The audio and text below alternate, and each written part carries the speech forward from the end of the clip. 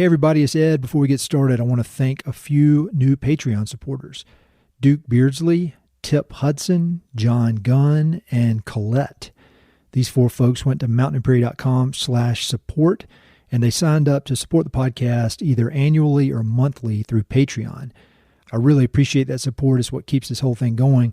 And there are also some bonuses that come with being a Patreon supporter. Most notably, there is a monthly Patreon exclusive podcast. For the last few months, I've been putting out some of the live events I've done over the years that have not been included on the main feed. Most recently, I put 2 different conversations I had on stage at the 2024 Old Salt Festival.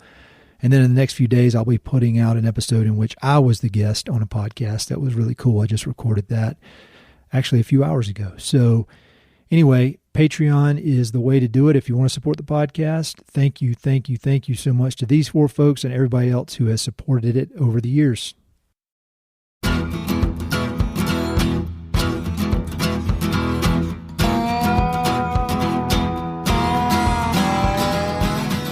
This is the Mountain and Prairie Podcast. I'm Ed Robertson.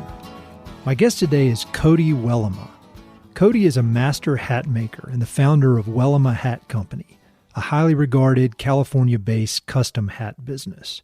For over a decade, Cody built a reputation as one of the country's premier craftspeople in the art of traditional hat making, creating heirloom-quality hats by hand, using vintage tools and techniques that harken back to a slower, more intentional era. His work has been worn by artists, ranchers, musicians, and everyday folks, and his shop became not only a destination for finely made hats, but a gathering place rooted in community and craft.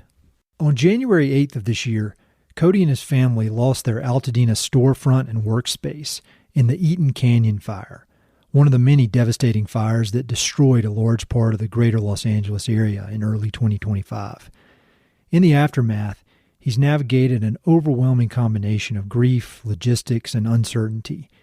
Yet throughout it all, he's maintained a sense of gratitude, humility, and forward-looking optimism that is as rare as it is inspiring. As he puts it, the fire forced a kind of reset, one that, while painful, has given him a blank page and the opportunity to reimagine the next chapter of his creative life. In this conversation, we talk about Cody's early entrepreneurial spirit, his deep appreciation for vintage craftsmanship, and how he taught himself the trade by deconstructing old hats and learning from the past. We also explore the role of presence in parenting, the importance of community, and the creative possibilities that can emerge when the old path is unexpectedly cleared. Cody's story is one of resilience, creativity, and deep care for people, for his craft, and for doing things the right way.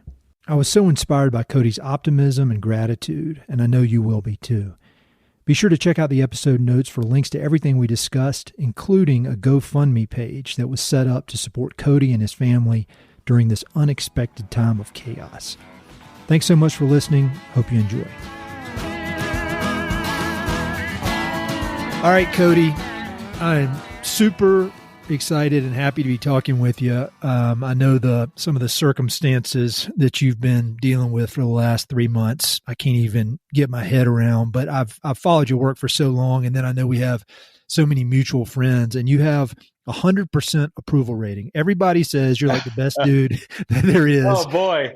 I'm glad the ratings come out good, Yeah, I never know in the conversation with folks. So I'm happy to hear it. 100%. You ought to run for office. Everybody loves you. And we had a great chat the other day, and you've just had so much going on. You've got this awesome story, but I mean, the first question is, how you doing, man? You doing all right? Yeah, we're doing okay. I mean, thank you for having me on. I've been such a fan of what you're doing here. I mean, the show, but just what you're actually doing for the West, for the U.S., for kind of all of it. I just really appreciate, respect, and admire what you're doing. So it's such an honor to be on the show, truly. Your show's been on in my store many days, many hours over the years. So it's such a privilege to be here. But yeah, we're doing okay. We're the last, I guess it's been 3 months now. And I'll say this too, both for you and I suppose the listener, my brain is still a bit of it's still scrambled eggs up here in this old noggin. So I apologize if I start rambling or if I can't get my words across straight. I'm still, coming down and calming down a little bit. But anyways, I say that just to kind of preface this whole talk here. But compared to me, you're going to sound like Winston Churchill. I don't know about that, but we'll see how maybe we'll even each other out and balance out here. We'll see.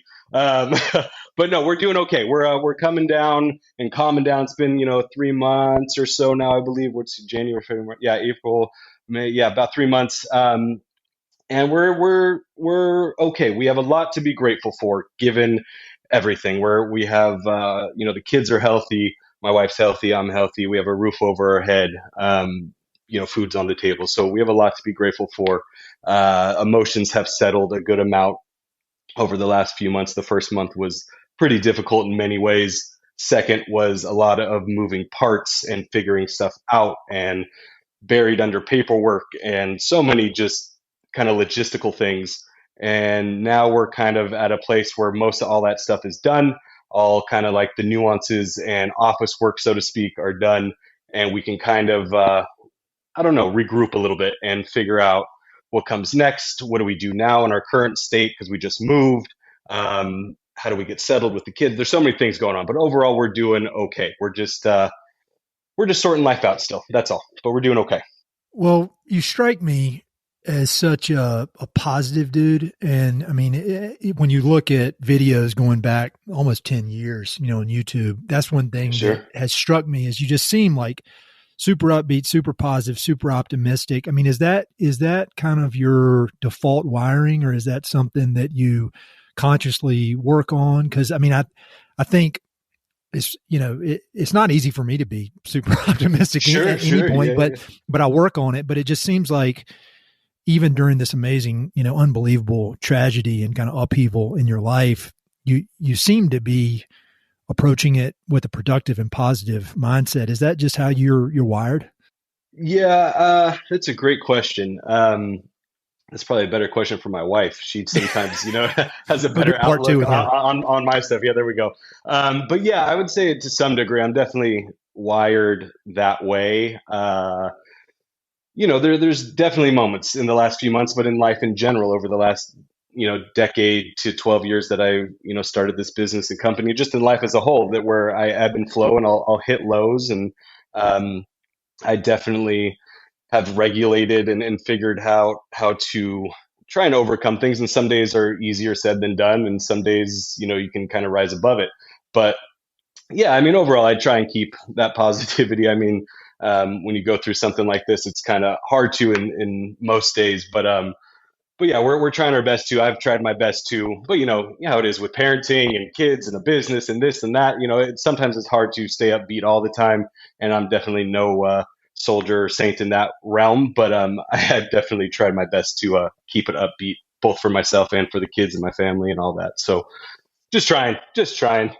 Well, it seems like you're doing a good job. I was talking to my wife about this the other night. Do you think having kids helps you just in general, not even, outside of this, everything you've been through? But for me, at least, I know when those kids are looking at me, I want to be setting a good example, and I don't want to be, and I feel like that has helped me in general. And I would imagine having them looking to you and your wife, I imagine that helps, you, if you ever start feeling, not your best, maybe that helps snap out of it a little bit, or at least try to put on a better face for the kids. Yeah, does that resonate? Yeah, absolutely. It does. I mean, I think for someone like me, I can only speak for myself. I can definitely be somebody that freezes a lot, where I just get stuck in whether it's an emotion or a thought or a moment in time or whatever it is. And sometimes I get stuck there and I'm thinking too much about tomorrow or what happened or whatever it may be in the moment or the day. But the kids definitely, they're great at making you present, whether you want to be or not. And I think presence is, for me, the key to life. I think just for humanity, I think so many of us have a hard time, and big time, myself included, staying present in this exact moment. And kids, you could be thinking about, all right, what emails did I got to get through, or open up your phone to check something, or, okay, what just happened yesterday? That was a really hard day and I'm stressed or whatever. And then all of a sudden the kid comes stomping through the door. Hey, can we play Legos? Or, can you read me this book? Or, whatever it is, how do you spell this? And you're like, whoa, okay. And all they know is right here, right now, they want to be with you. They want to either play or ask a question or just be loved or whatever it is. So they definitely bring you back to, I don't know, being centered and grounded in that moment. So kids definitely, yeah, they definitely bring, sometimes they're teaching me more about myself than anyone else or any other thing ever could. So they're a beautiful little blessing. There's no doubt about that. Yeah, they are. It's everybody talks about how hard it is, but I mean, it's one of those things that I don't know. It just for me at least, it just added this whole level of purpose that I didn't even know was available. Absolutely. It's a really cool deal. Well, I want to obviously talk about some of the details about Absolutely the fire and all that, but I'm more, to start out, you've got such a cool story. And I want people who are listening to this, it's as if they came in and hung out with you and learned about your life story. And that's the thing, that's one of the things I'm so interested in everybody I speak with. And so when I was snooping around online, I saw somewhere that you were born in Colorado. Is that right? Yeah, I was born out there. I mean, it was a very, very short stint. I think we moved, if I have it correct, I was maybe 2 or 3 years old when we moved back to California. But yes, I was born out there. We were, I believe, just southwest of Denver in a little town called Littleton is where I was born. And I've heard over the years, Littleton's changed a lot, as most places have these days. But yeah, so I was born out there, and then parents came back to California, and then I was kind of raised in Southern California. Uh-huh. And that's where I was, yeah, that's where childhood was and all that. And then as I got older, moved out fairly early, kind of got my feet on the ground in the world, and then moved up to Santa Barbara, where my wife and I got married. We were engaged at the time and lived a little bit of life up there. And that's where I started the company and started making hats and started getting my toes wet and all that. We were there for, oh boy, I can't remember now. I'm going to say somewhere between 3 and 5 years. To be honest, I can't tell you straight at the moment, but Yeah. somewhere in that window we were there, and then we moved to Pasadena, Altadena, almost a decade ago. It's been 9 years. And then now we just moved because of everything back down in with family, given our circumstances. We can get into that later if you'd like, but we just moved back down south, about an hour and a half south of Pasadena, Altadena, and we're in with family for the time being until we kind of get back on our feet and figure out our next step. So that's, in a quick nutshell and overlay, that's kind of the trajectory of locations of life so far. And when you were growing up, were you a pretty artistic kid? Because it seems like from my research, like you're kind of into a lot of, you love music, you love film. Yeah. You're obviously a very gifted craftsman. What were you like as a kid? It's interesting. I would say, if I'm really thinking about that question and my childhood and who I am, how I'm wired, I don't know if I would say I was an artistic kid. I would say I was somewhat of a creative kid and something of a entrepreneur in some way as a young child. Like growing up, I had in young child, I can't say how old I was. I want to say somewhere between 8 and 12 years old. I probably had 3 or 4 different little businesses and things. I created this little skate park we have a small backyard in my mom's home, but I created this little skate park and invited the local kids. And I think I even charged them $1 to get in. And my sister had a little dollhouse in the backyard, like a little playhouse kind of thing. And that was my little snack session. I went to the grocery store, got some bags of chips and whatnot, and sold them at my little snack stand in the backyard. And just I put out a couple pieces of wood was my skate park. Just that was really it.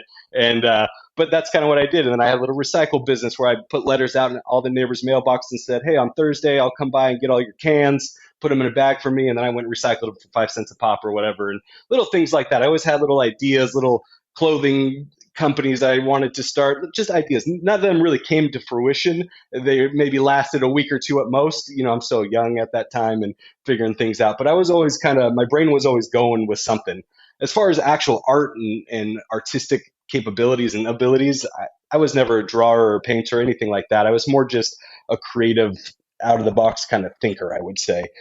But that being said, my upbringing, I would say, kind of pushed me forward in a more artistic, creative, curious path of life into teenage years or adulthood and all that. And that, I think, is because where I grew up in South Orange County, it's pretty how would I describe it?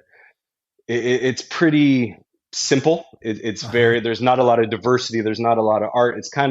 It's just a suburb, so it's very simple, not a whole lot of creativity or unique jobs or even restaurant, whatever it is going on. So I think when I started getting a little bit older and I started uh, coming into older style of music or learning about older film or whatever it may have been, or how something is made or these different things, my brain started ticking to, oh, there's so much more in this world, whether it's a people group or a way of uh, really anything. Fixing a car, or people are doing things in a way that I didn't realize people were doing. And this could be in the States, this could be in the West, this could be in Africa, this could be in Italy, whatever it is.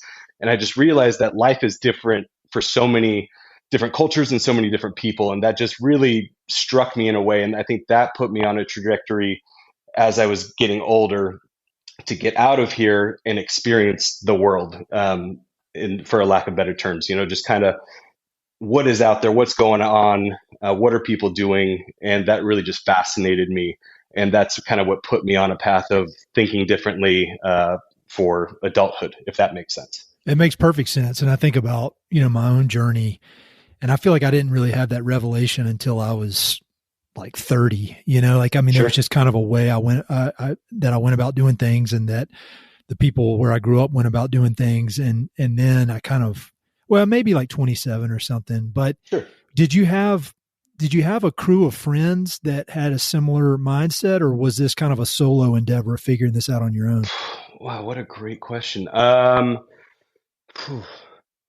If maybe I should be a psychologist. Yeah, I think so. I think you need to go back to school, Ed. You're doing it right here. I'm feeling like I'm on the couch laying down right now. It's great. I would, if I had to give an answer, I would say it was solo. I mean, I had groups of friends, and we went out skating and surfing in the beach, and trying these little projects together, and building ramps, and this, that, and the other, and finding trails and whatnot to mountain bike and explore and build forts down in the canyon and all that. So I mean, there was definitely a group of us that you're young and childhood and the boys and just that energy, you get together and you just want to explore. So there was definitely a group of friends doing that. But I would say when it came to like the little small childhood businesses that I mentioned, or this, that, and the other, it was always I felt that was a little bit more of a solo act, as far as childhood friends and all that goes. Did you finish high school in that area and then move? Like when did you take off on your own? Yeah, finished high school, barely made it out alive. And then, that was, so, roughly 18, you graduate. And I would say right thereafter, somewhere in that year after high school is when I left home. But I was still stayed in the area. I just left home, just trying to figure things out. And then maybe it was, a year or two, maybe 19 or so is when I went up to Santa Barbara. Maybe I was 20 years old. I went up to Santa Barbara. I can't remember now. But it was shortly after, high school. I moved out. I stayed around for a little bit, and then life took me down a different path, and went up to Santa Barbara and did that for a while. So it was fairly quick.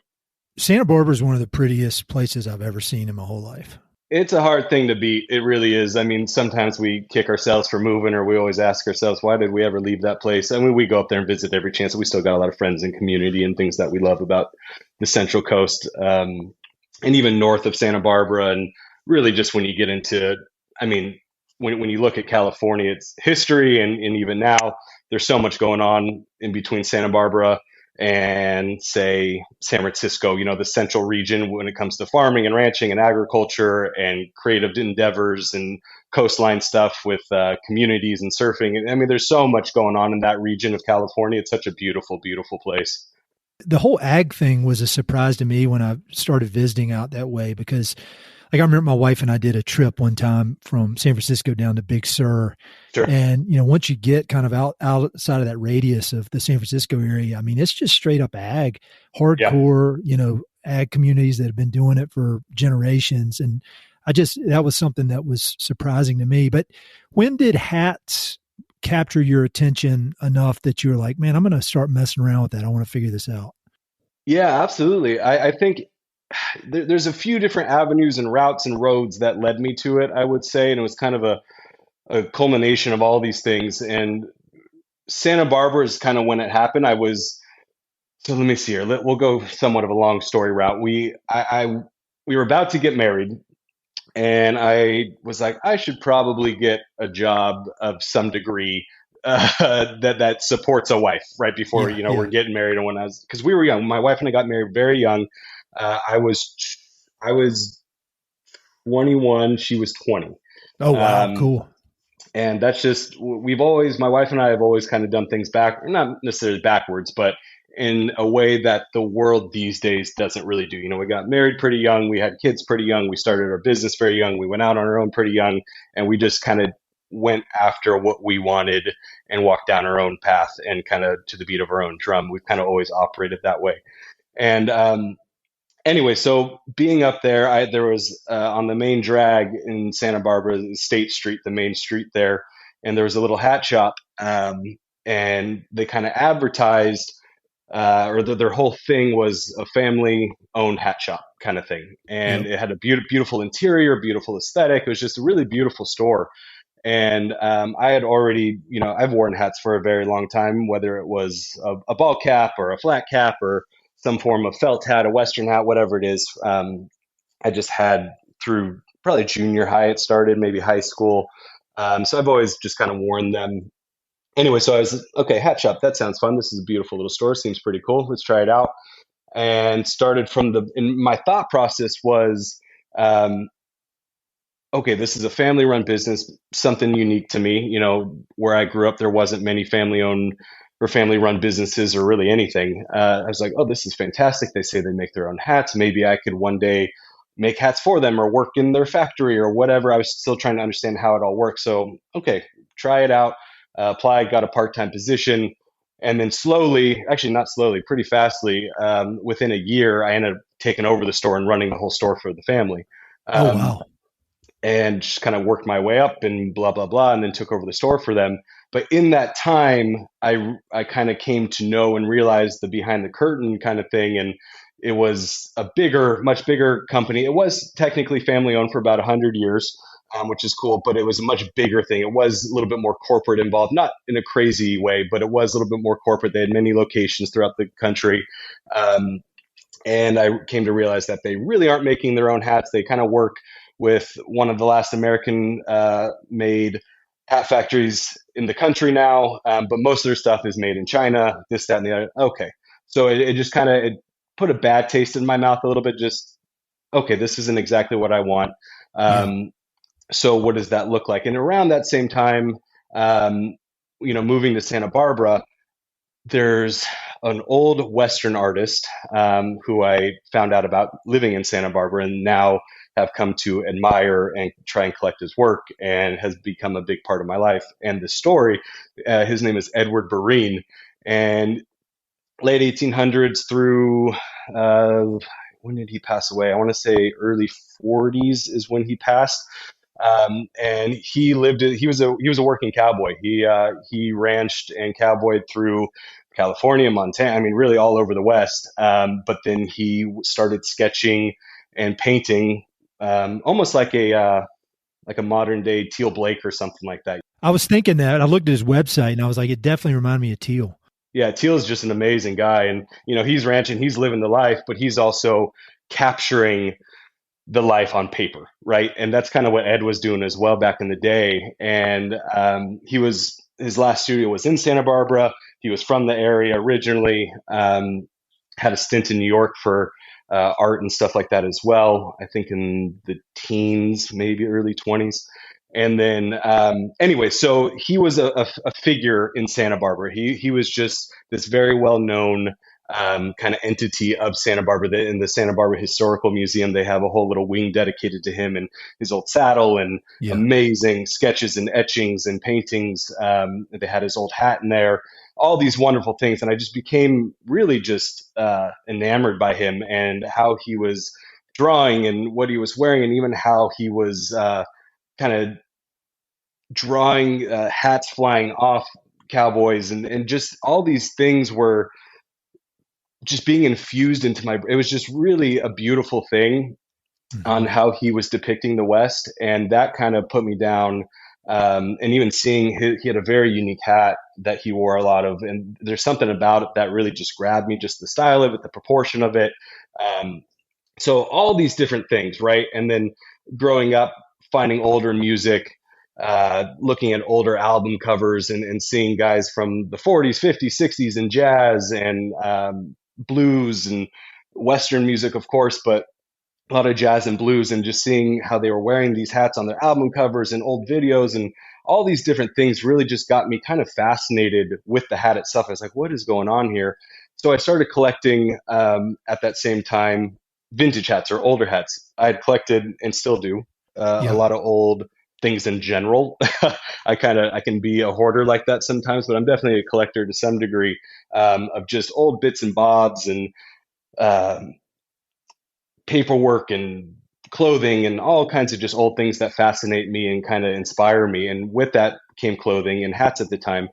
And so I kind of compared a hat that was from, say, 1940 something to anything I could find today on the modern market. And the quality and craftsmanship was so night and day Hmm. that it just got me curious about what, I guess the easiest way to put it is what went wrong in or over the decades of why did this item, and it's across the board with clothing, and really you could put it on anything, but why did the craftsmanship and quality decrease over the years? What was the turning point that made this thing I could buy today not be the same quality level as it was in 1953 or whatever it was? So it just put me down this path of how were things made back in the day?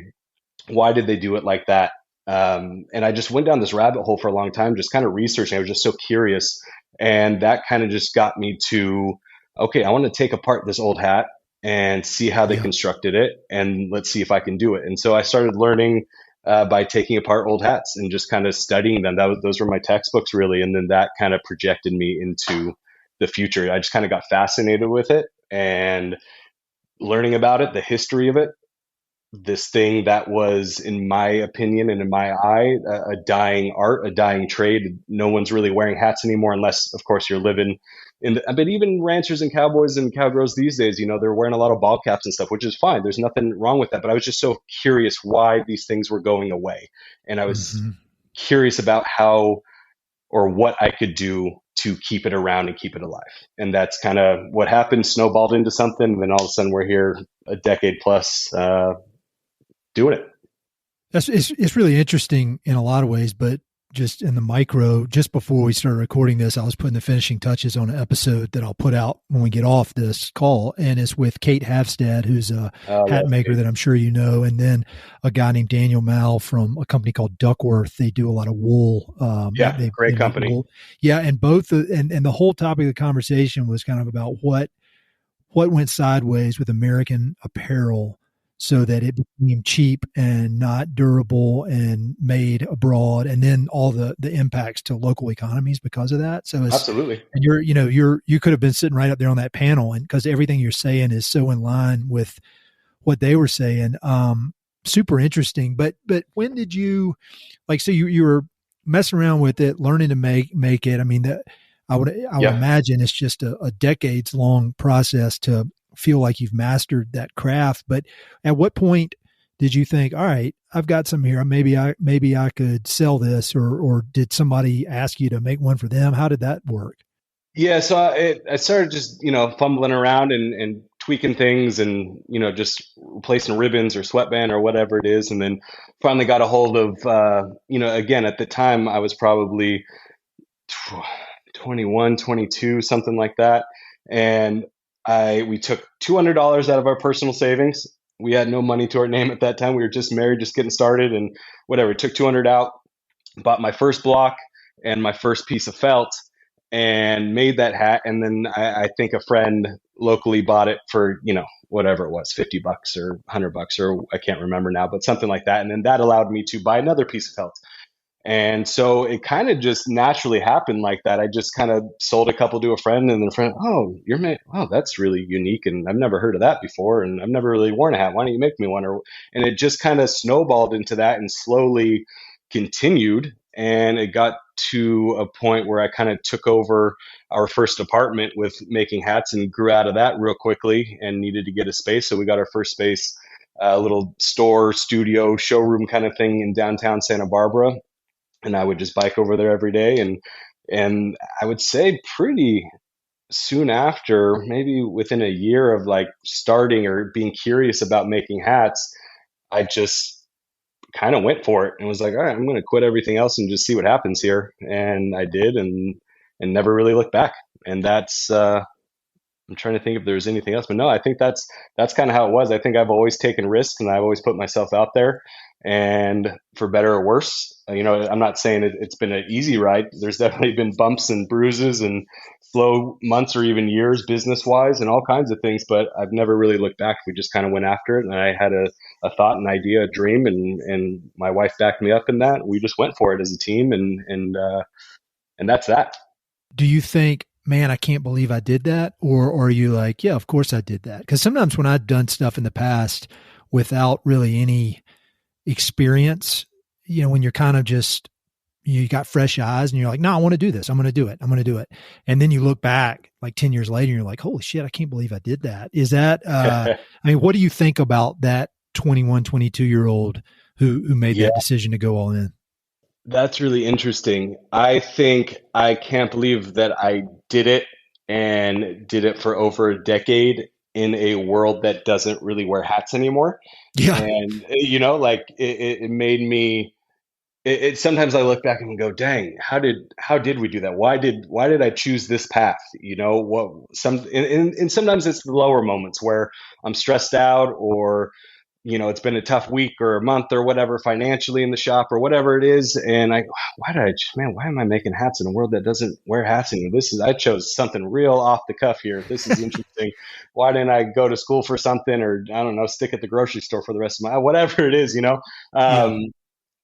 But that kind of thought aside, it doesn't surprise me that I've stuck with this. I'm somebody that goes after something when I feel it in my bones, and I stick to it and I just get it done. So I think passion and dreaming a lot of times for me trumps and overtakes any fear or hesitation or anything like that. So I don't know if that answers the question, but there's moments where I look back and go, whoa, why did I choose this?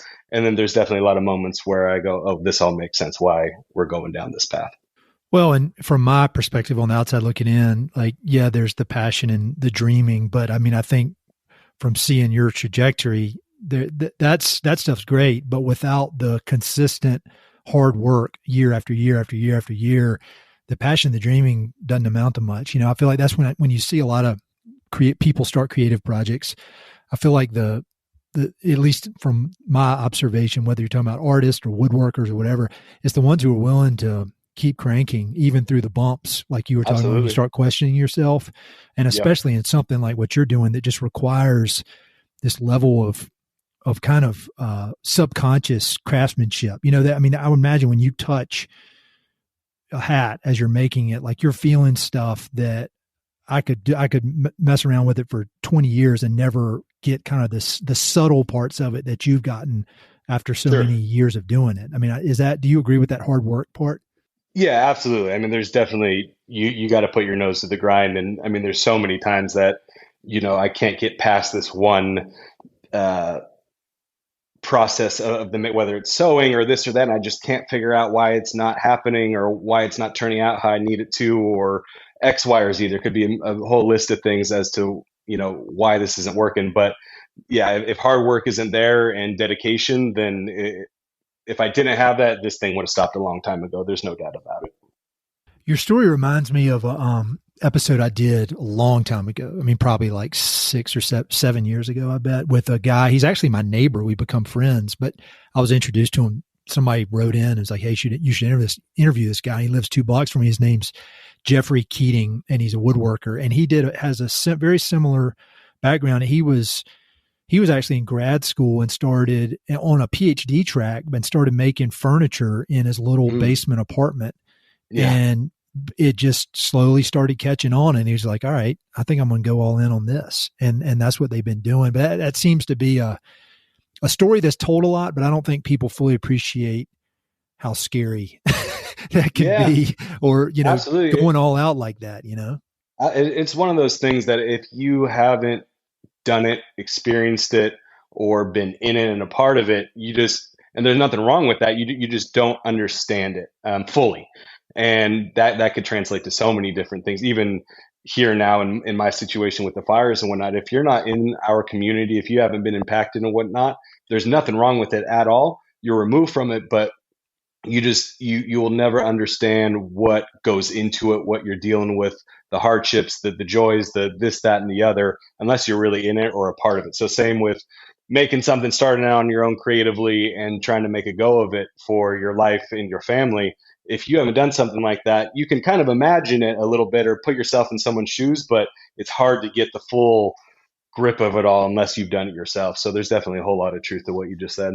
Yeah. And then I think that's another lesson in trying to be compassionate or empathetic Absolutely. or sympathetic to folks, because you just never know. You never know. You don't, whether it's something like craftsmanship or even somebody's, a jerk cut you off in traffic or whatever. You just never know. And I'm saying that like I'm some wise Zen monk, and I get as mad as anybody about stuff, but that's my mantra.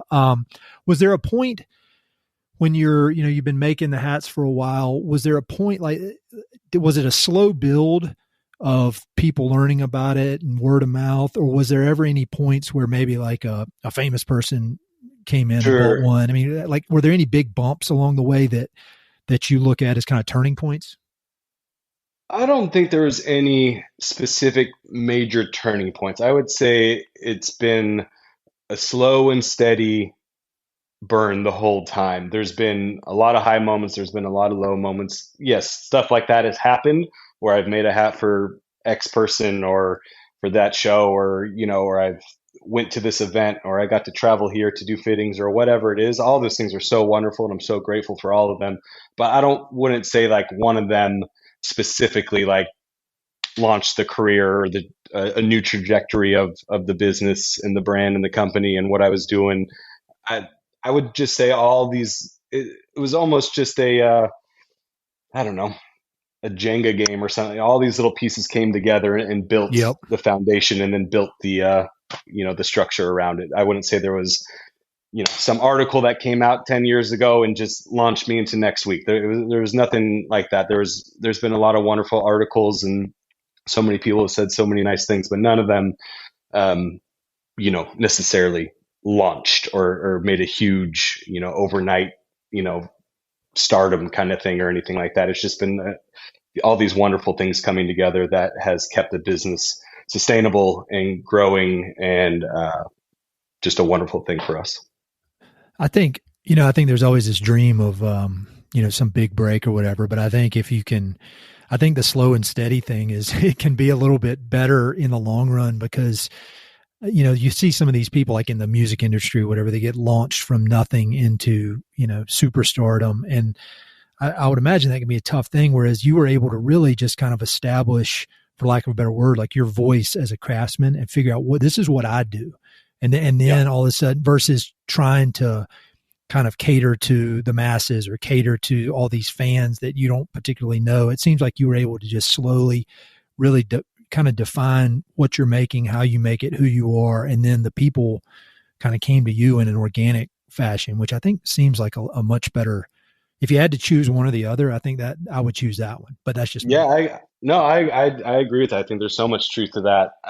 At least for someone like myself, that's wired in a certain way and thinks a certain way and operates in a way that if it were to have been the opposite, where, for lack of better terms, overnight fame or success or whatever, I don't think I would have been able to kind of adjust and make things happen and have my own voice and my own point of view and do the things that I want to do still. I would have to, when something like you said in the music industry or whatever, when that happens overnight, because that does happen, and you hear the stories 10, 15, 20 years later about how that was such a negative thing for them. And I think there's so much truth to that. If something happens overnight, I think you lose your voice and you lose your soul and you lose your heart in the process. I'm not saying every time, I'm not saying that's gospel or 100% truth, but I'm saying, in my opinion, a lot of times you can lose who you are in whatever you're doing. It could be anything if something drastically changes overnight like that. And I'm very grateful that it's been a slow burn over the last 10 to 12 years, because I've been able to keep my passion, my voice, my point of view, whatever it may be. And like you said, it's just, I've naturally grown, I've naturally adapted, I've naturally switched and shifted with how my life's going. That's always reflected what I do in the shop. And people have just, gathered and supported and gotten around me on that and supported me in that way. And I'm very grateful for all of that. Well, and I think, we'll talk about this in a little while, but I think it shows, if it had just been some flash in the pan thing, all these people show up and then they leave. Whereas I think it's become very clear the community you've built that goes far beyond hats, because I think just the generosity and the way people have kind of rallied around you and your family during this, they're not doing that because they want to, they obviously like the hats, but that's not why they're doing it. They're doing it because you've built this really, really solid foundation that's around community, around doing good work and quality work, and just you can't fake that. And when you see I remember in the days after the fire and seeing all the people who were supporting. Like I think about like Logan and Bo from Maxwell Alexander, and they're such good dudes. And within 24 hours, they were auctioning off paintings. I mean, it's just you've really built something that goes far beyond hats, and I'm not saying that to downplay the quality of your hats and what artistry goes into that, but it's cool. But to your point, I'm so, my wife, my family, and I, we just feel so loved and supported during this time. And to your point, I think I'm much more appreciative and grateful because of what you just said, because it goes beyond hats. Like, it's not just because people think I made a decent hat or had a cool brand or some fancy store or whatever it is.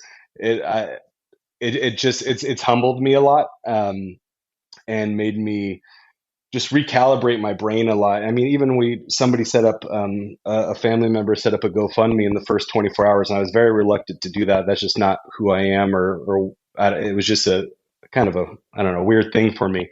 But somebody set it up, and by the end of it, there was, I can't remember now, like 700 or 800 people had donated, whether it was $1,000 or $20 or $5 or whatever it is. And it wasn't the dollar amount at all, but when my wife and I looked at, there was, again, let's just say 700 people. We're just blown away by that, because it's people that we know. It could be customers, it could be family, it could be friends. But we were going through the list, and there's so many names that we've never even heard of before. Maybe it just got passed around, or however that thing works. But we were just so floored, and we have probably never felt this supported and loved, in the career, outside the career, whatever it is. And we have just felt so grateful, to see all these people, just be in our corner, really. I mean, from, like you said, Maxwell and the gang there, to other artists and people that did things for us, to people like just so many crazy things that I never would have expected. And it just makes me feel like I did something more than hats. I did that. That's always been my number one. Yeah. I mean, outside of hats, even to kind of go back, maybe this is a little side tangent, but I wanted a physical store, brick and mortar. I've always dreamed of one. And again, in today's world with Amazon and online and this, that, and the other, like, brick and mortars are a tough thing. And a lot of people say a dying thing, depending on town, state, community, whatever it is. But it's something that I always wanted and dreamed of, not for a store and business standpoint, but I always saw a store, especially a unique family-owned business, whatever it could be. It could be a paper store, or a hardware store, or whatever it is, a feed store, hat shops, whatever. As if you curate it and kind of cultivate community behind it, it turns into this beautiful thing. I wanted to open a store, not to sell product, not to have a brand, but to invite the community in. I mean, there's so many times locals in our neighborhood that have never purchased a thing. They never spent $1 with me, but I know everything about their dog, their daughter, their aunt, where they just went on vacation last time, and they just come in with their coffee and they just sit down and we just talk. And that, to me, is what I always wanted in a store. And having a physical space is a place for people to come in, to have community, to kind of just chop it up and hang out. And if that helps business, great. If it doesn't, it's not a big deal at all, because I just want to get to know people in my community, be kind of this cornerstone, of a community. And so I'm so grateful have built this community that kind of has expanded the States and internationally and all these beautiful things. And I've met so many wonderful people along the road, and seeing that now kind of in a physical or practical standpoint with what we just went through has really just, it's made us so emotional so many times over the last few months, but it's just been such a beautiful thing and really has just touched our hearts in more ways than we could have imagined. One thing I thought about is probably a weird thought, but I think a lot of times if somebody like say passes away unexpectedly, then there's this unbelievable outpouring of how much that person meant to them, and this this celebration of the person and their life, but they're gone and they don't get to appreciate how much they meant to all these people that come out and say all this amazing stuff, because you just that's just not how things work. But then when in the aftermath of something like that, you really get a full picture of how appreciated that person was. And I think not to try to get in your brain or say how you should feel about any of this, but it just seems like that could be, and tell me if I'm wrong here, but that could be just a blessing that you got a glimpse into how much you and your wife and your business mean to all these people, which I think a lot of people don't get, not for any bad reason. That's just not how things work. And you got to see that. How old are you? 32? Yeah, I'll be 33 tomorrow. Yeah. 33 tomorrow. Happy birthday. But like, what a blessing in the midst of a lot of bad stuff to get to see that. I bet it's unreal. I bet it's just unreal. Oh, absolutely. It's been, the easiest way to put it is just humbling.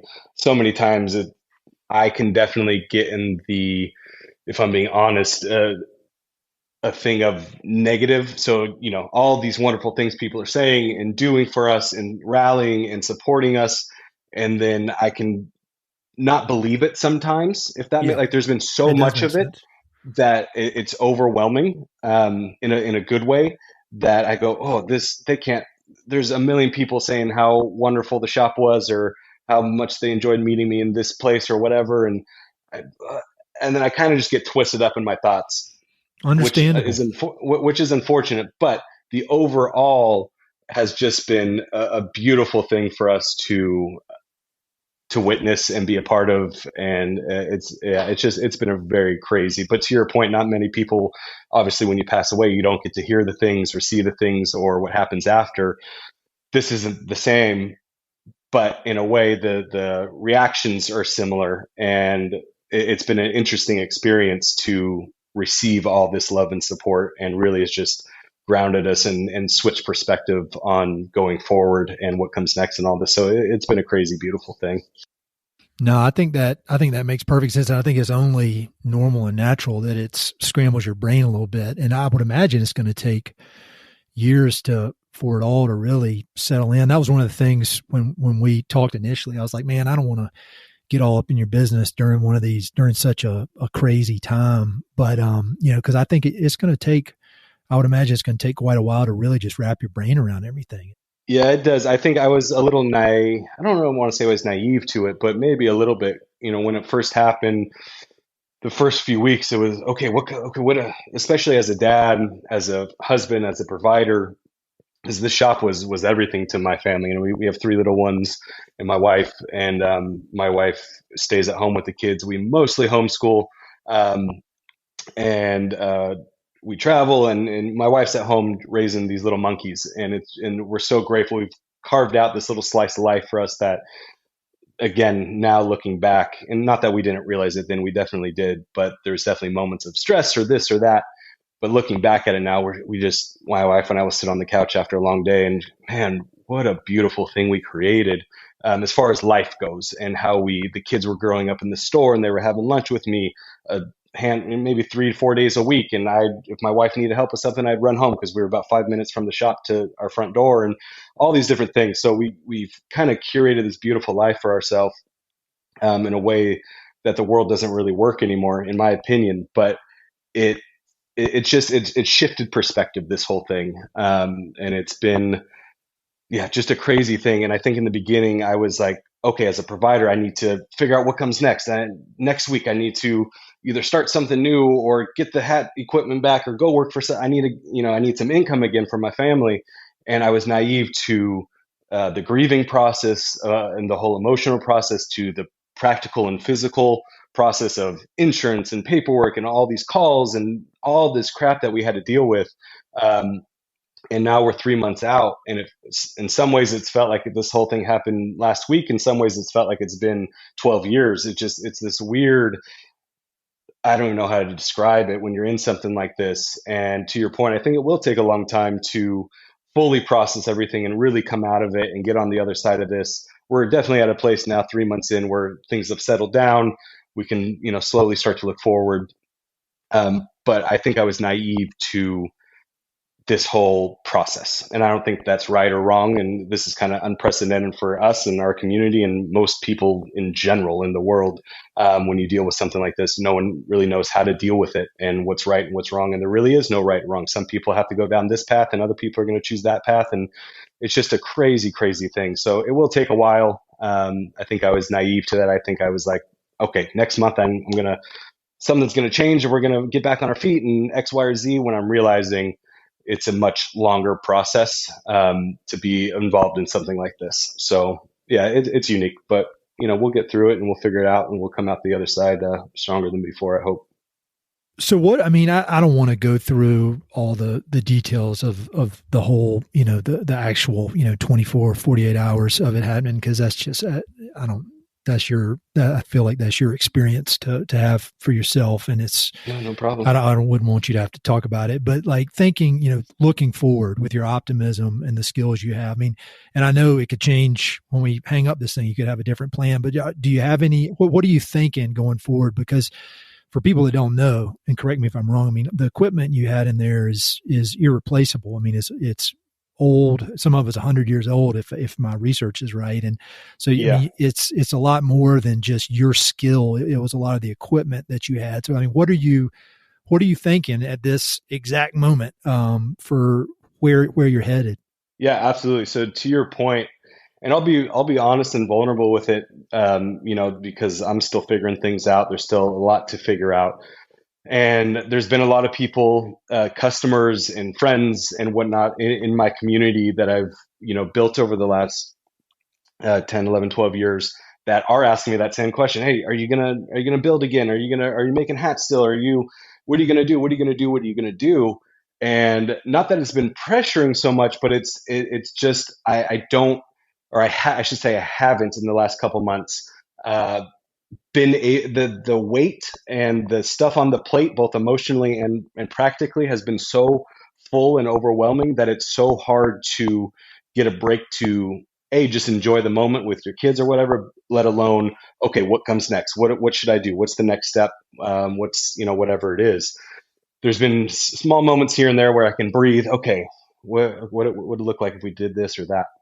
Where I'm at currently is, yes, to your point, and what you just said, most of everything in the shop was very old. It took me a long time to acquire the collection of blocks and tools that I had acquired. Some tools, I wanted in the beginning, and, they cost 15 grand to find this thing, and it's from 1920, and they're so hard to find. And, 7, 8 years later, I was finally able to get that one tool or that one piece of equipment. And so I finally built it to a place where I got all these things that I wanted and needed to build the hat that I wanted to build. And now they're gone. So it's a tricky thing to find. There are some people out there, not many, I would say 5 or under, that are making some of these tools still in a modern day. I think there's one in Canada, one in Portugal, one in Colorado, that are making blocks and things like that. They're extremely expensive. But I can figure out how to acquire some of it. It's going to look different. So yeah, acquiring the tools and equipment is one thing. The finances is another thing. We're very grateful we had insurance. We know a lot of people in our community that did not have insurance, which is just a real big, sad bummer. But even though we had insurance, like most people that did, our policy was way under what was actually valued in the store. Whether we knew that at the time when we got the policy or not, I can't remember. But we're very grateful that we got, a small check. We just finished with insurance the other day, and it's so nice to be done with that. But still, it's, if I wanted to start the business right now, I'd have to invest all the insurance money plus extra. And then we'd have to, okay, how long is it going to take us from a business standpoint to, recoup those costs and grow the business and on all these different things. So it's a really tricky thing to rebuild. My business was so specific and so Sure. niche and unique. I mean, even the insurance company, when we listed, everything out in there, they pretty much said, we're just going to cut you your check because we don't, this thing's from 1885. What are you talking? They said this is the most unique report we've ever received. And my wife and I kind of laughed at that. So it's just a tricky thing to rebuild. When I've had moments of clarity in the last few months, and I'm able to think again and dream again and have a little bit of hope and joy going forward, I love people. I love the nuances of people, how they think, how they operate, what they're doing, how they create, how they interact with other people or land or animals or whatever it is. And there's a few different paths that I'm thinking about going down, and I haven't said this to anybody yet or anything, so it's kind of fun, except for my wife, of course. But what I would love to do as like a top tier thing going forward is take what I've learned from growing a business, starting a business, growing that business, creating a brand and an identity, even little things from photography. I love photography. I did all the photography in the shop, whether it was product or whatever it was. To creating a website, social, whatever it is, all these different things that come into starting a business. And I would like to potentially help others with that, whether it's a person like myself that's making boots or leather bags or whatever it is. They're making something and they're trying to get this thing off the ground and they want it in the world, how I can help them with that. Or a bigger brand that's been around for a long time, let's say Patagonia or Red Wing Boots or Filson or whatever it is, all these heritage American brands that have been around for 100 years or so, and maybe they're sitting a little stale, or they're trying to get some fresh blood or whatever it is. So, and go in there and breathe some new life into them and come up with some ideas. So essentially what I'm saying is I would like to take what I learned and help others with their storytelling and their creative process, and take what I've learned from a creative thing of growing a business and a brand for over a decade and do some creative consulting or creative direction, art direction for other people, makers, brands, whatever it may be. So that's one thing that I'm kind of entertaining right now. And I think I'm going to kind of start pursuing in the next month or two. I want to try and help other hat makers as well, ones that are kind of just getting started. It's so hard to learn. There's not really any apprenticeships or schools or textbooks or nothing on it anymore. I know when I first got started, it was hard for me to figure out because every person hat maker around the world, I reached out to so many different people. Hey, can I come for a week, a month, however long you need? I'll pay whatever. Can I just learn how to do this or that or the whole thing? And the door just kept getting shut in my face, and which is fine. I learned a different way and I kind of prevailed through that and made it happen. But maybe helping other hat makers that are just getting started, or they've been doing it for a while, but they're stuck in a certain aspect of it or a process or whatever it is, and help them with that. And then through photography and creative writing, my biggest thing, like I said, is with people. I love storytelling. I love connecting people and finding collaboration and telling other people's stories. So, I mean, in a dream world, my number one thing that I think I would love to do is essentially do what you do, Ed, because what you do is beautiful, but in a different medium. Podcasting is wonderful, and I absolutely love it. I don't know the first thing about it, and I'm not technically savvy to set up a microphone. I'm just not. So well, this thing very well this may not be recording at this moment, so we'll see how much I know. Oh, that's fun. But in ideal world, I would love to, even though, again, my wife always says, why can't you choose something that, makes a little more money or something like that? Everything I want to do in life is always just for the passion of it. I never think about money's never been a thing, or finances has never been a first or even second thought for me when it comes to things. And, almost create a magazine that my kids and my wife and I, we travel a lot. We're on the road a lot. We like to camp and be outside and just hit the road. And when we're on the road, I meet so many wonderful people, whether it's a saddle maker in the middle of Idaho that no one's ever heard of, or this guy that has a store in Montana, or the surfer down in Southern California that's been shaping boards forever, or just all these wonderful, wonderful people.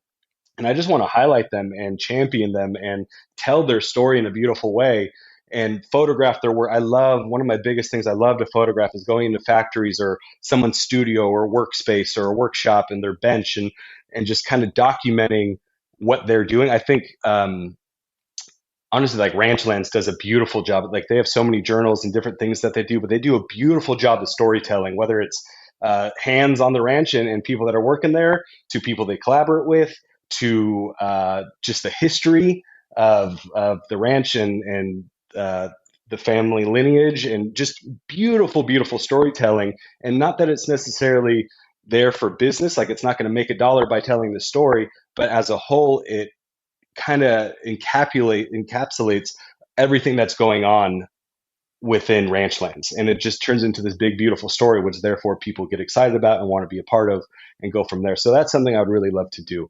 to some degree. I don't know what that looks like quite yet.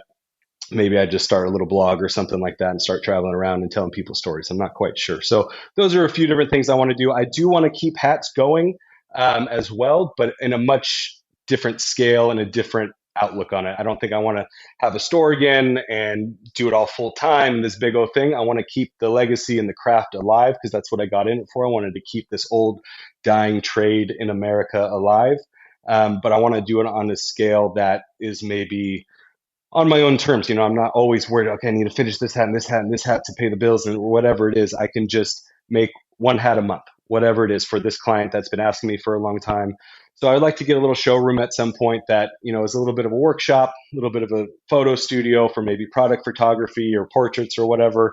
And then, like I said, I like to deal and collect in old things and antiques and clothing and stuff like that. So a little bit of like a vintage showroom as well. So my brain's in a few different places. I think I'm going to try them all out and kind of see what sticks and what lands and what's going to turn more into a hobby versus this could turn more into a job, or, financially stable for the family or whatever it may be. But all those things, essentially what I'm saying is I just want to meet people. I want to champion people. I want to tell their story in a beautiful way. And I'm very excited for the future as to whatever that looks like. I don't know exactly what that is right now. Again, we're still sifting through the dust here and kind of coming out the back end of it so that I can kind of recharge and go forward with some of these thoughts. But yeah, that's kind of roughly where my head is at. I've got a few different things, but it really kind of comes back to helping other people out, tell their story, and capture these moments and try and champion them to the rest of the world. Well, yeah. I mean, when I hear all that, the common themes that I hear, and they're the same themes that ran through your business, is generosity and really unbridled enthusiasm for what you're doing. Like I was looking on your website, and I feel like you've already got a pretty good head start on the storytelling, because there are those profiles of different artists, or different hat makers. Yeah. And, I think some people with a different brain wiring than you would look at other hat makers as competition. And I don't need, but you're highlighting them and their work on your website. And I was looking at it, I was like, I need to talk to every single one of these people on the podcast, because they look so interesting. Yeah, you should. And so yeah, they really are. I feel like you, in my limited experience personally, but then in talking to like 300 really cool people who do cool stuff, I feel like the things that attract people are generosity, authenticity, and enthusiasm. And that is you. I mean, that's your business. I mean, that's your personality. And I feel like it's, that is really, people are attracted to that, at least the way that I've seen it in my research and conversations. And I think people can sniff out those that are trying to act authentic, but actually aren't. And Sure. I feel like you've got all the pieces in place, combined with business savvy and really, hardcore skills, whether it's craftsmanship, photography, writing. And so it's just a matter of kind of how it's all going to come together for you. But I think that's super exciting to hear about. Yeah, I appreciate you saying that. That's very, very kind of you to say that. I think it's a fact. I'm not trying to be nice. I'm just telling you facts. Yeah, sometimes I struggle with that, if I'm being honest with you, because I think when I think about the future, a lot of times I see myself as a hat maker, period. And that doesn't, not that I don't want to continue that or anything like that, because I do, as I said, but when I think about the other things and other thoughts and desires and dreams and where my heart is at, I think oh, no one's going to want to work with me because all they know is I made hats. None of these other things kind of like, how does hat making translate to working with, let's just go big, working for Patagonia for a couple months on telling some story or whatever it is. It just doesn't. But then when I zoom out a little bit more, allow myself to calm down, and even talking to close friends or my wife, they tell me, Cody, if you were to write your resume, and you'd probably just put hat maker, and it'd be 2 words on there, and that'd be your whole resume. If I put a resume together for you, it would be a million things that you've done to build a business and grow a brand and do collaborations and have, travel to Japan and work with people out there and meet customers and grow a whole new audience there. And you're growing and you're doing different things. I'd probably have 5-page resume for you. And so when I allow those words to sink in, and really not block them out and say, no, I don't, what you're saying is not true.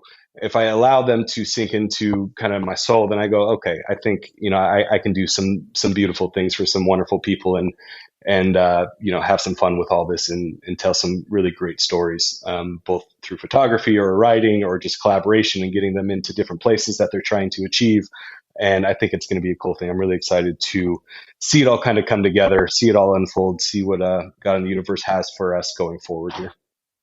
Well, if you want me to write your resume for you, I'll be happy. You can outsource that because I can come up with a good one. But I mean, you're doing such cooler stuff than I could ever dream of doing. But I mean, this makes me feel like an old man saying this sentence, but when I was your age, when I was 30, all I was real estate, and I wanted to be a real estate developer. And I went to business school the only reason I was there is to be a real estate developer. And so like so what you're talking about doing is building on these things that you've already been doing for 12 years. And, if my dumbass was able to kind of reinvent at starting at age like 32 is when I kind of started down the new path. I mean, anybody can do it. And so like you're just so primed up, man. Like you've got all this cool. And I think one of your best characteristics is how humble you are, but also that's one of the most challenging because, that I understand what you're talking about with the resume. Like I make hats, but you do a lot of cool shit that can add a lot of value to people, no matter if it's a multi-billion-dollar business or another craftsman. I mean, I think it's not that you need my pep talk, but I see where you are compared to where I was when I was in my early 30s, and it's night and day, man. And it's really impressive, and that's why I do this podcast. It's because back then when I was like confused, I'd see people like you. And I'm like, how does he do that? Like, and I think that's why I ask all like the psychological questions. Cause I'm like, how does this person's brain work that's allowed them to do this? Cause I was like, I just work in real estate. That's what I do. And then thankfully talking to people like you, I was able to figure out a different way. So I don't know, man, when you're in the middle of it, I know how confusing it can be, but you've got so much cool shit, not to mention a badass wife and a supportive family. And I mean, it seems like, I'm excited to see where it all goes for you. Yeah. We are as well. And, through all this tragedy and weird stuff that we've been through the last few months, in a weird way, we've been given an opportunity to start fresh, whether I want to fully rebuild the hat shop and build hats again and do that whole thing, or if I want to go be a car salesman.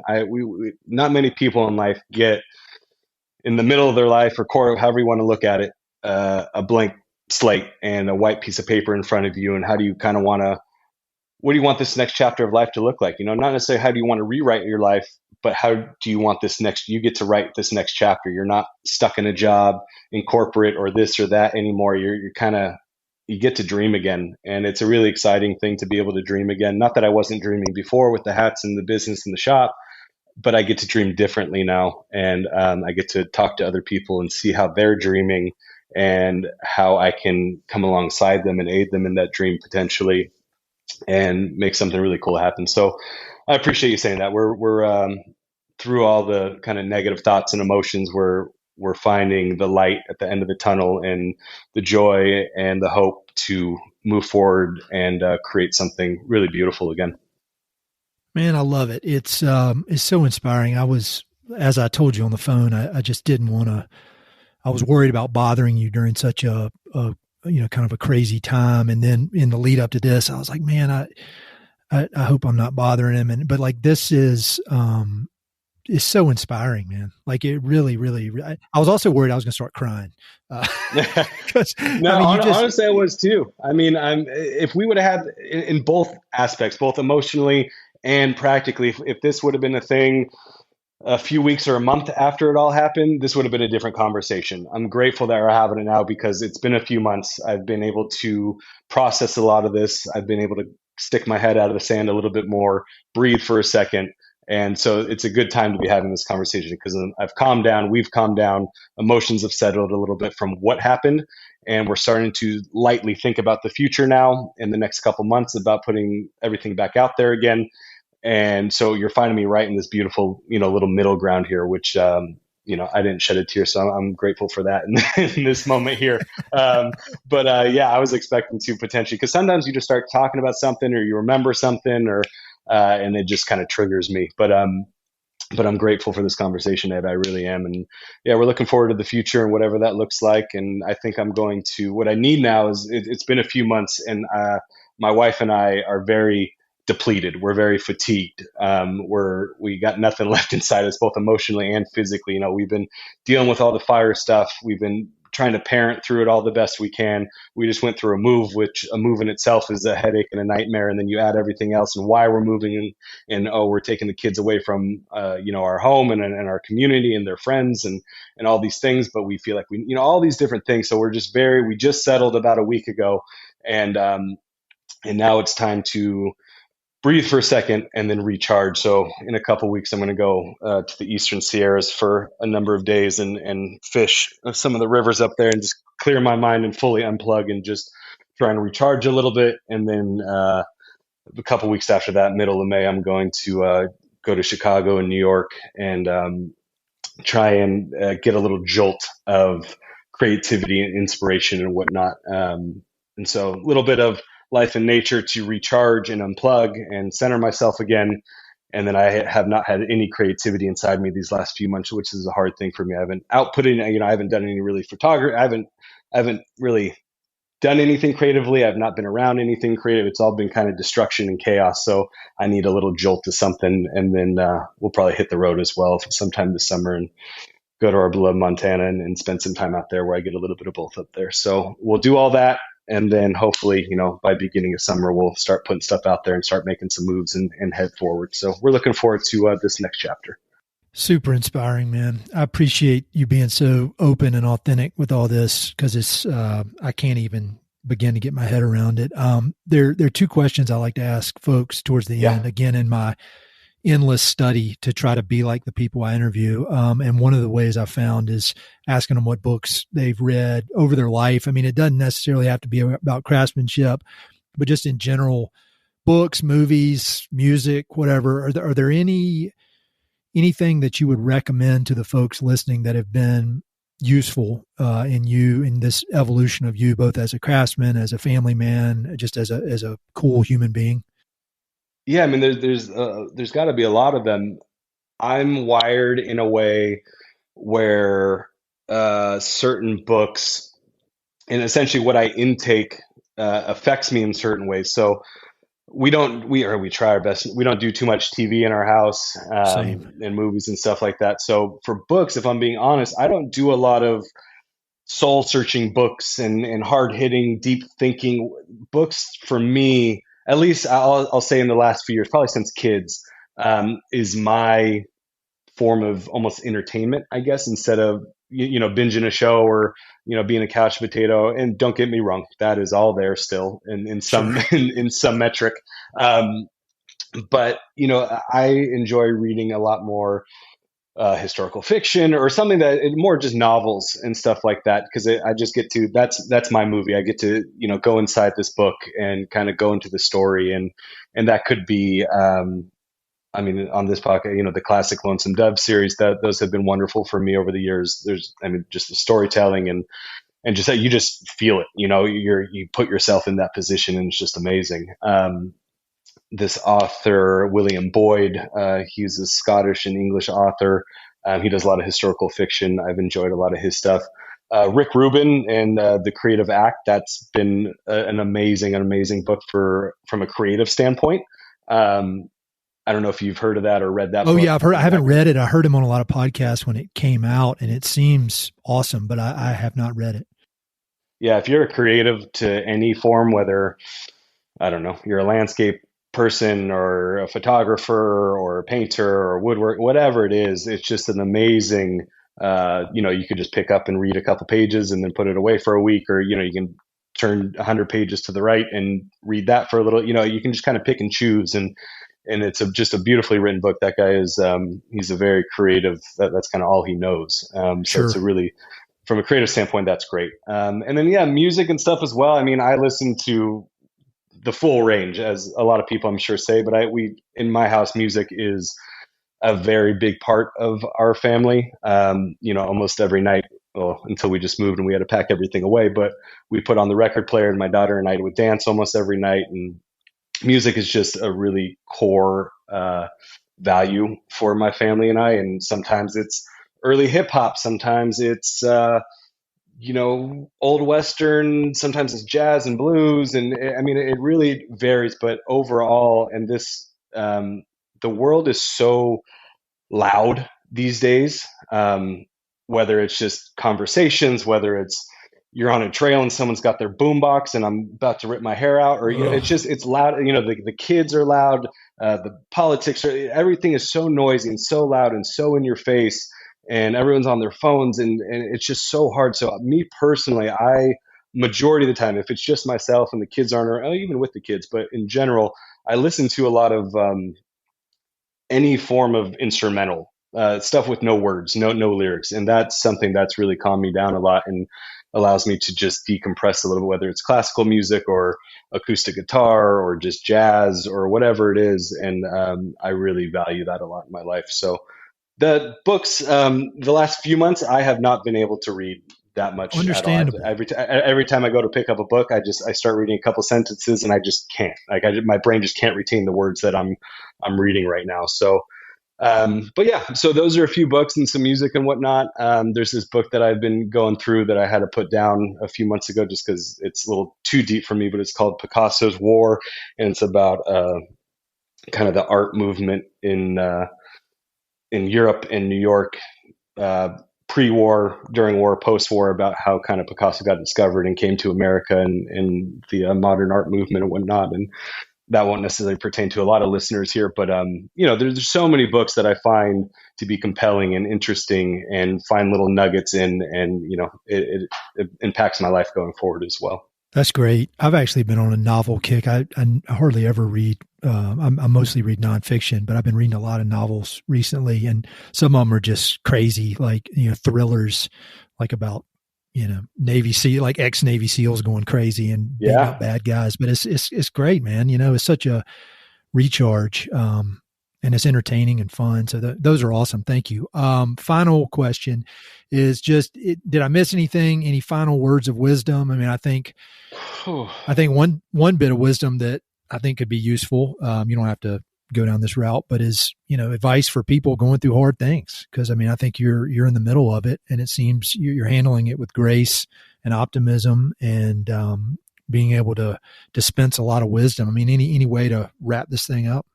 Overall, and it's probably the hardest one, and I truly feel like it's the key to life, and therefore it's one of the most impossible tasks, and I mentioned it earlier, is being present in the exact moment of whatever you're going, even if life's good and well and wonderful. It's so easy for us to, I did that wrong. I had that conversation with that guy yesterday, and I wish I would have said this or that.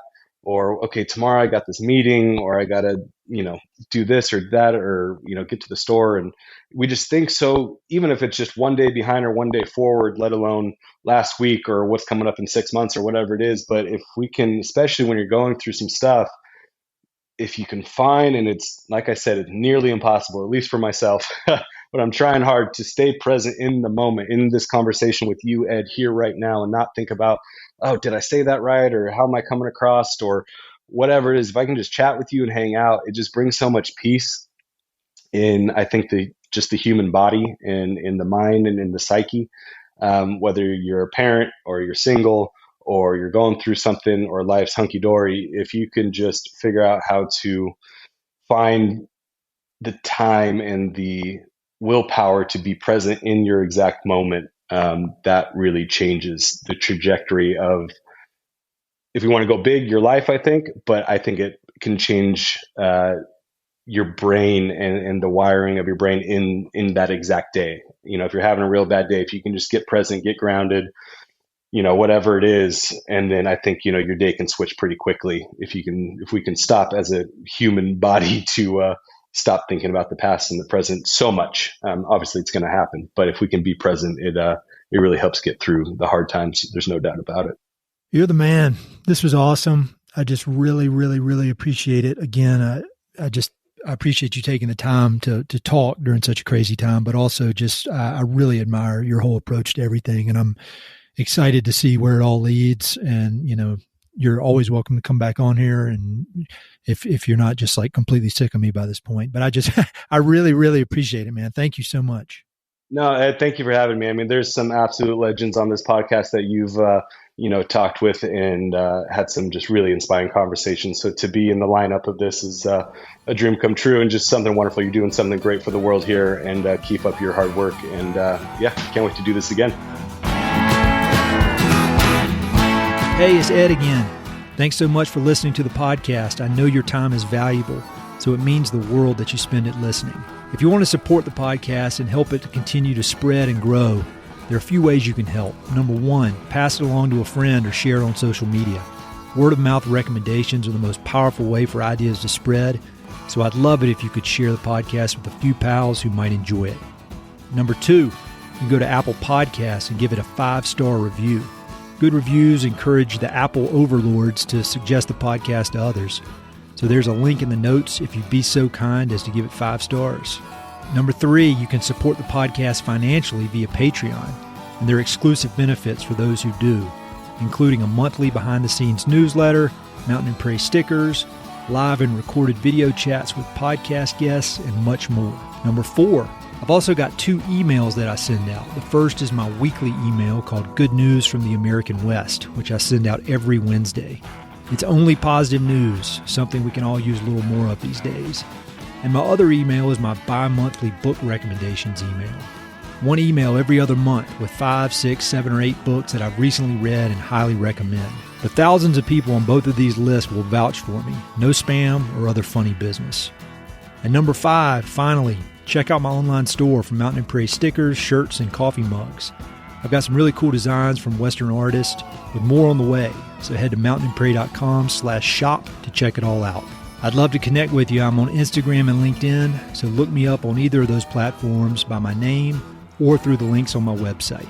All right, that's it. Thanks so much for your support.